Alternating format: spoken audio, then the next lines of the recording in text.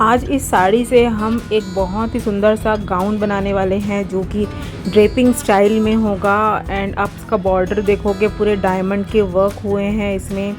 इसे हम कन्वर्ट करने वाले हैं गाउन में, तो आइए सीखते हैं।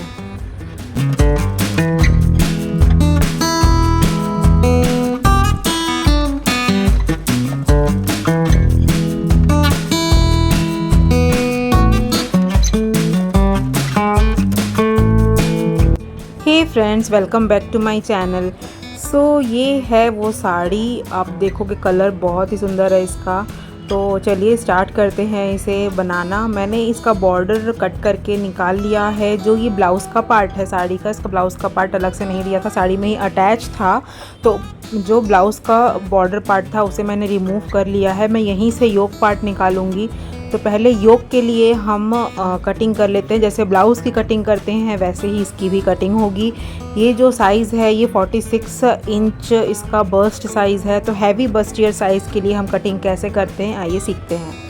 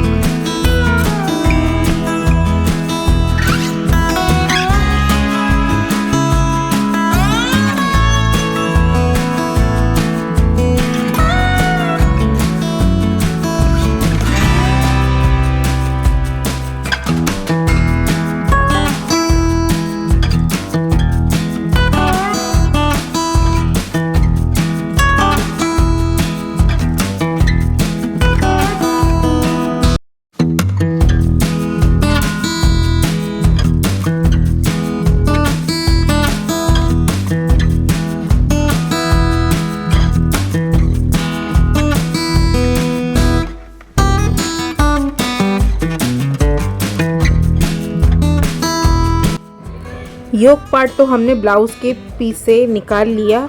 उसके बाद से जो पार्ट शुरू होता है वहाँ से हम नीचे का घेरा बनाएंगे जो कि कलियों में आएगी।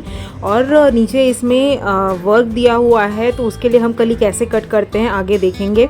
उसके पहले हम अंदर की लाइनिंग कट कर लेते हैं नीचे के घेरा के लिए। इसे मैं हाफ सर्कुलर कट करूँगी। तो जो वेस्ट का जो माप है वो 42 इंच है, वहाँ पे मैंने मार्क कर लिया है।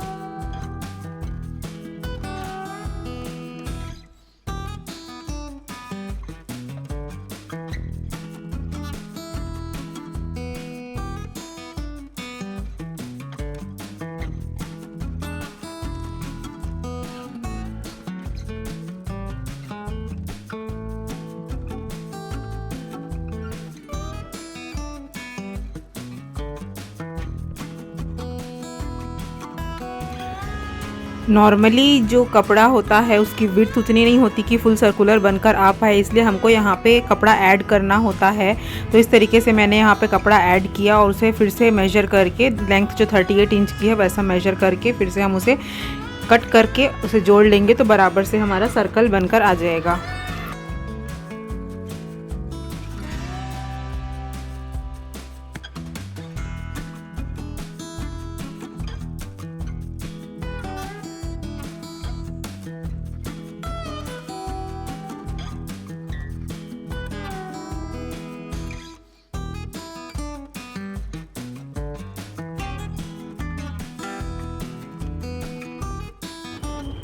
अब जो साड़ी का पल्ला पार्ट है वो मैं रिमूव कर रही हूँ। तो मेरे पास 3.5 मीटर का ही फैब्रिक बचा है साड़ी का घेरा के लिए।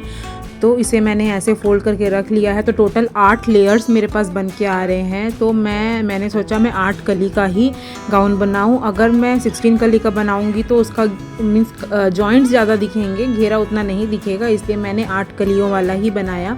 तो इस तरीके से फोल्ड करके रखेंगे और इसकी आप मेजरमेंट स्क्रीन पे देख सकते हो।